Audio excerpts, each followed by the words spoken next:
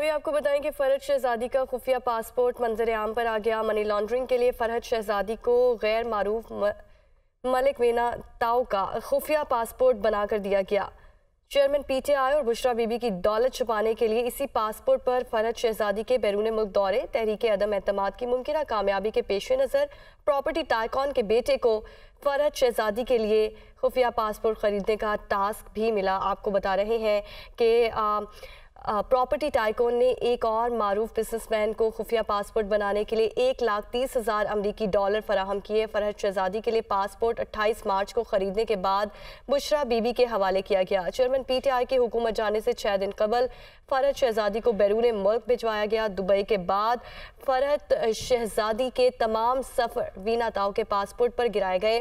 Chairman P T I اور بشرا be be نے پاکستان سے لوٹی گئی رقم کو فرحت شہزادی کے ذریعے بیرون ملک ٹھکانے لگایا۔ آپ کو بتا رہے ہیں کہ چیئرمین پی ٹی آئی اور بشرا بی بی کی فرنٹ پرسن 14.5 ارب روپے کے ناجائز اثاثوں کی مالک ہے اور 3 سال کی حکومت کے دوران فرنٹ پرسن فرحت شہزادی کی ظاہری اور غیر ظاہری دولت میں 4,520 ملین روپے کا اضافہ ہوا ہے۔ استحکام پاکستان پارٹی فردوس عاشق اوان ہمارے ساتھ موجود ہے۔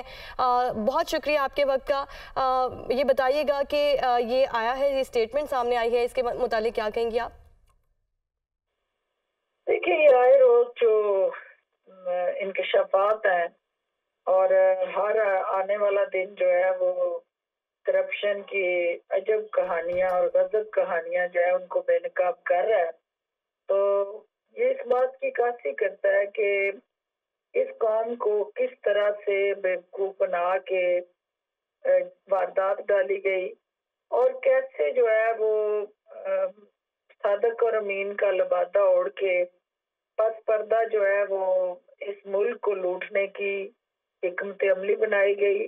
اور کیسے جو ہے وہ گینگ اسپیشلی جو ہے وہ مارز وجود میں آیا اور جو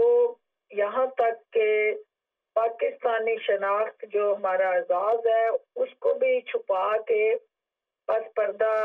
ایک ایسے ملک کا پاسپورٹ لیا گیا جس کا دنیا میں شاید کوئی نام بھی نہیں جانتا، وینا تاؤ،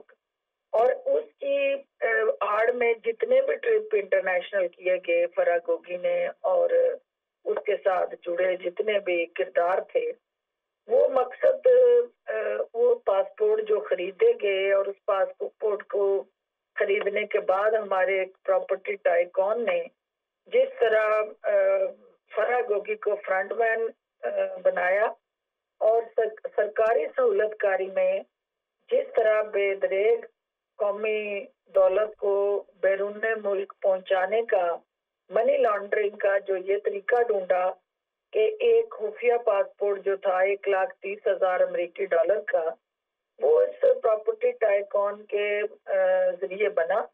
اور مقصد نہ صرف ان کا جہاز جو ہے وہ استعمال ہوتا رہا بلکہ اس پاسپورٹ کے ذریعے جو ہے وہ پاکستان سے ڈالرز کے اندر جو پیسہ جو ہے وہ بیرون ملک منتقل ہوا۔ یہ ساری چیزیں انڈیکیٹ کرتی ہیں کہ کس طرح سرکاری سرپرستی میں آنکھوں میں دھول جھونک کے جو تحقیقاتی ادارے ہیں ان کو بیوقوف بنا کے الو بنا کے ان کو چکمہ دے کے ایک ایسے پاسپورٹ پہ سفر کرتی رہی ہے خاتون اور ان کی نقل و حرکت جو تھی اس کو چھپانے کے لیے انہوں نے اس پاسپورٹ کا سہارا لیا جو کسی کی وہم و گمان میں بھی نہیں تھا، لیکن وہ شاید یہ بھول گئی تھی کہ ہمارے یہ تحقیقاتی ادارے جو ہیں یہ ہر اس لیول تک جا کے حقائق کو اکٹھا کر لیتے ہیں اور ان کی نظروں سے اوجھل ہو کے اس طرح کی گنونی کارروائیاں کرنا جو ہے ان کو زیادہ دیر خفیہ اور پوشیدہ نہیں رکھا جا سکتا تھا۔ تو یہ عمران خان صاحب اور بشرا بی بی کا جو ایک مشترکہ نیریٹو تھا کہ لٹو اور پھٹو، اور یہ لٹو اور پھٹو کا جو فارمولا تھا وہ فرح گوگی کے ذریعے پایا تکمیل تک پہنچا اور آپ نے دیکھا کہ پوری قوم جو ہے اس وقت حیران و ششدر ہے کہ کیسے ممکن ہو سکتا ہے کہ فرسٹ لیڈی عمران خان کو ریاست مدینہ کا درس دیتی رہی اور صادق اور امین کے ٹائٹل سے نوازتے رہے ہم لوگ، اور قوم پوری جو ہے ان کو رہبر مان کے ان کی قیادت میں ایک بہتر پاکستان کی متلاشی رہی. لیکن ہوا کیا کہ قوم کی توقعات جو تھی وہ زمین بوس ہو گئی اور فرح گوگی اور بشرا بی بی کے جو اثاثے تھے وہ آسمان کو چھونے لگ گئے. اور الٹیمیٹلی آج جو ہے وہ جس دیدہ دلیری کے ساتھ وہ لوٹا جو سرمایہ اور اثاثے تھے جو چند سالوں کے اندر 4,520 ملین کا جن میں اضافہ ہوا اور جس طرح 14 ارب کے وہ ناجائز اثاثے کلیم کرتی ہیں یہ وہ ہیں جن کو وہ اون کرتی ہیں اور جو پوشیدہ ہیں چھپے ہوئے ہیں ان کا بھی سامنے آنا ضروری ہے. تو یہ ایک بدقسمت حقیقت ہے, طلح حقیقت ہے, تکلیف دہ حقیقت ہے جو کوئی بھی ہم میں سے نہ یہ کان سننا چاہتے تھے نہ یہ آنکھیں دیکھنا چاہتی تھی. لیکن کیا کریں گے, یہ وہ حقائق ہیں جن کو جھٹلایا نہیں جا سکتا.